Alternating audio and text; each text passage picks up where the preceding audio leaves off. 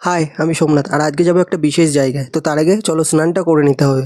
আরে দাঁড়াও দাঁড়াও, কোথায় যাবো বলছি। তার আগে মা দেখো স্নান করে এসে পারলাম না, গোপালের প্রসাদ ধরিয়ে দিল, সেটা খেয়ে নিলাম। আজকে যাওয়ার জন্য অনেক খোঁজাখুঁজির পরে এই ব্ল্যাক কালারের প্যান্ট আর গেঞ্জিটা পেলাম। আর হ্যাঁ, এটা পরে কেমন লাগছে আমাকে কমেন্টে কিন্তু নিশ্চয়ই জানাবে।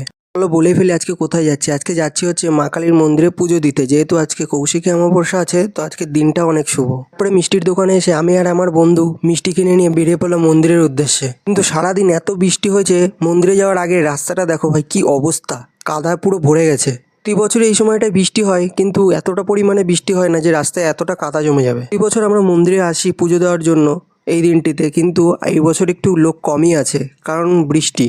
বাদ দাও, তোমরা মায়ের দর্শন করো। পুজো দেওয়া কমপ্লিট হয়ে গেছিলো, কিন্তু ওখানে ভিডিও করা অ্যালাউ ছিল না, তাই ভিডিও করতে পারিনি। তো ওইখানে বেরিতে চলে আসলাম মোমবাতি আর ধূপকাঠি ধরানোর জন্য। পরে চলে গেলাম মায়ের মহাভোগের প্রসাদ নিতে। প্রত্যেক বছর ওইখানে অনেক লোকে ভরে যায়, তো এই বছর অনেকেই কম লোক আছে। যাই হোক, আমি এখন প্রসাদ খাই। তোমাদের সঙ্গে দেখা হচ্ছে নেক্সট কোনো ব্লগে। টাটা।